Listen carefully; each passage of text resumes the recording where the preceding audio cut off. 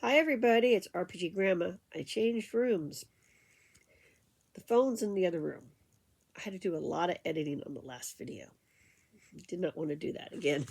The phone kept ringing. So, Star Frontiers, Alpha Dawn. Now I did the 5 races, the basic information on those, and there's actually more information, and I'll try to get into that, but I want to get into the rules, and then we can get into like things people have come up with, the fleshing out, modernization ideas, whatever. I'm a bit of a fan of Star Frontiers. It's been a while since I played a game, but yeah, jonesing for it, I'll tell you. So, this book has an introduction section. I skipped ahead to the 5 races on purpose. Now I'm going back to the introduction. Introduction really discusses why you need the expanded rules and what the differences are a little bit. So, expanded rules are really written for the referee. And it's got a lot more information on how to be a referee. And in addition, it has information so that players can improve their characters. So, players always want to do that. This tells you how to do it. One of the things they start to do is on this page here is they make the transition from reader. Remember, in the basic rules, we had reader, and you had a very cooperative play thing where the players playing the characters and the reader reading the adventure out. Were more of a cooperative group, which is necessary for learning to play role-playing games. In this version, in the expanded version, the reader becomes a referee and the buck stops with the referee. Now the referee is going to start judging and being the final say on stuff. And players are expected to respect that. That's the expectation. They also explain that the crash on Volturnus is written to help teach a referee how to play a much larger game and how to referee, which it is. It's a very good module. So they have that. Then they go into some components or aspects they've changed or things to think about. Counter-facing, for example.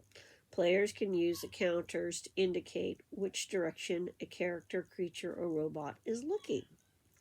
The top of the picture of the counter indicates the side of the character's front. The players can imagine the character standing upright on the counter facing toward the top of the counter. So now they're introducing more tactical stuff. We had some in the basic, but they're saying this stuff's important. Where are you looking? Where are you positioned? A character can see anything that is not behind them. They obviously they can't see behind them. You can attack anything that's in front of him and can defend himself from any attack that comes from the front or the side. So they're focusing on that. They want people to start thinking more tactically and more realistically. Okay, and they reiterate they've got the maps, and there's maps in Volturnus, and then they get to scale. This is where they make a change in the scale from basic. So in basic, they had it by squares. You move so many squares. You move so many squares, right? Remember that? We're going over the little adventures. Now they're talking in distances. So a referee could map the inside of a building using a map scale of 2 meters per square, or a city map of 5 meters per square. The area around the city using an even bigger scale, like 25 meters a square. So now they're telling you to pay attention to the fact that map scales will change, and things are now done in meters because of that.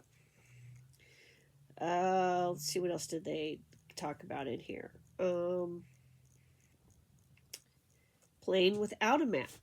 Yes, even though they gave us all the tools and the little counters, it may simply be easier to play without a map. You can use pieces of paper or either items or even a sheet of plastic that you can draw on and then erase off of with the right kind of markers. And they just suggest 1 inch on a ruler should equal 5 meters. That's their suggestion on playing without a map. Because they're assuming you have an American ruler that does not have, centimeters and things like that for all the metric people out there. And they say you can use miniatures. Instead of using counters, players can use small plastic figures painted to look like the characters. Instead, these can be purchased at mini toy and hobby shops because they did make miniatures for this game. Imagination. It may just be simpler to visualize everything, explain it, and not worry about all this, miniatures and counters, and especially in certain situations, drawing maps, and just certain parts of the game, it's just simply easier to imagine those sections and only worry about little pieces and moving things around if it's necessary. And they have some special dice notations. Use a 5-sided die, abbreviated 1d5, to roll a number from 1 to 5.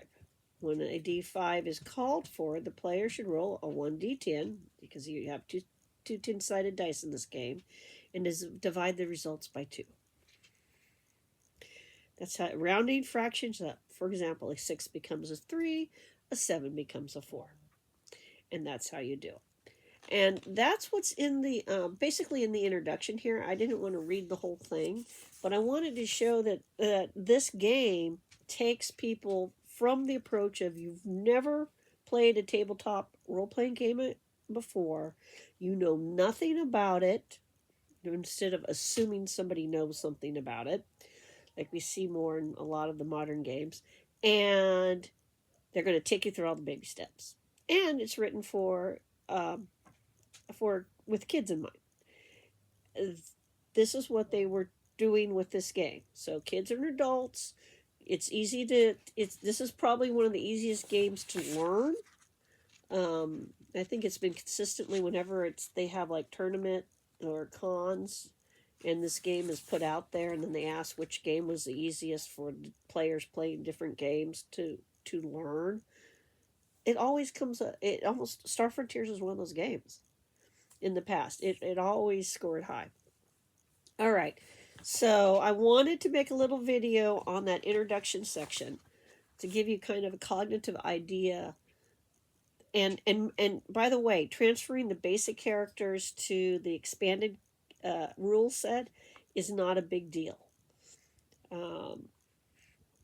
since in the basic game you were just you, right? Your basic you, and for the PC, and just doing things. So if the PC's earned any experience points as far as the game master is concerned, then converting them into the expanded, they got something to work with. Basic you might think of as like a kind of 0 level play almost, in modern terminology from Dungeons and Dragons and a few other games. Anyway, everybody have a great day, and we'll get into maybe the abilities and stuff. Bye.